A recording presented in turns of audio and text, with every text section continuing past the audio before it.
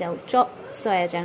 চলো আজকে তোমাদের সাথে শেয়ার করি এই সয়াবিনের একটি রেসিপি, যেটা শর্টকাট রেসিপিও বলতে পারো, বা স্ন্যাক্স হিসেবেও খেতে পারে, বা কোথাও টিফিনও নেওয়া যেতে পারে।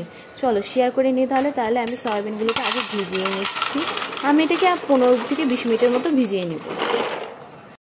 আমি এই তরকারিটাতে অ্যাড করছি মাশরুমগুলোকে আমি গরম জল করে ভালো করে ধুয়ে কেটে নেব। আমি ধুয়ে ভালো মতো কেটে নিয়েছি। আরও লাগছে কারি পাতা, কাঁচামরিচ চেরা, ক্যাপসিকাম চৌকো চৌকো করে কাটা, আর টমেটো করে নিচ্ছি। সয়াবিনটাকে আমি সিদ্ধ করে নিয়েছি, তার মধ্যে আমি অ্যাড করে নিচ্ছি লবণ, মরিচের গুঁড়ো। আমি ভালো করে সয়াবিনটাকে মাখিয়ে নেব, লবণ, গোলমরিচের গুঁড়ো আর কর্নফ্লাওয়ার। এটাতে আমি ভালো করে সয়াবিনটাকে মাখিয়ে 10 থেকে 15 মিনিটের জন্য একটু রেস্ট দিয়ে দিব। মাশরুমটাতে আমি একটু গোলমরিচের গুঁড়ো আর লবণ দিয়ে মাখিয়ে নেব। সেটা ভালো মতো গরম করে নিয়েছি। এর মধ্যে সয়া চাংগুলো ছেড়ে দিই।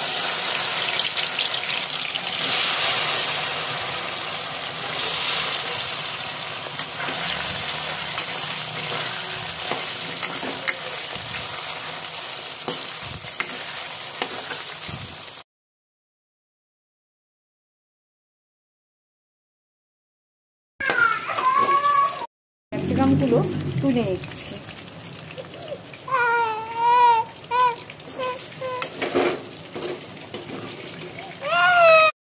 একটুখানি আমাদের যে মাশরুমগুলো ছিল সেগুলো সতে করে নেব।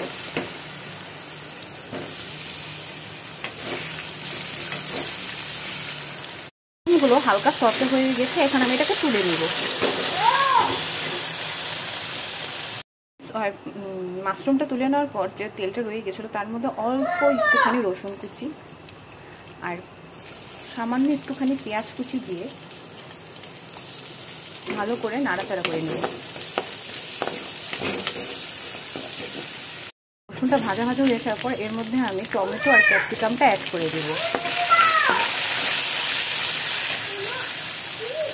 মধ্যে এসেছে, আমি এক এক করে এর মধ্যে সয়াবিনটা দিয়ে নাড়াচাড়া করে নেব।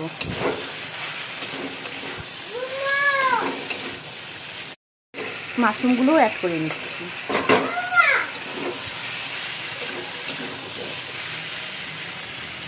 ওই মধ্যে একটুখানি নামমাত্র সয়া সস অ্যাড করে নিয়েছি। এখন এটা হতে থাক, আর আমি অন্যদিকে অন্য একটা কড়াই নামমাত্র অল্প একটু তেল, ওই তেলটা না মানে আমি যে মাশরুমটা ভেজেছিলাম ওখান থেকে আমি একটু তেল রেখে দিয়েছিলাম, ওই তেলটার মধ্যে তেলটা একটু গরম হয়ে নেই।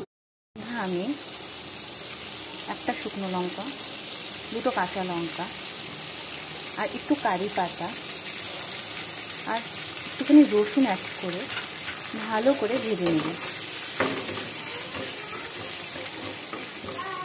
কারি পাতাটা ভাজা হয়ে গেছে।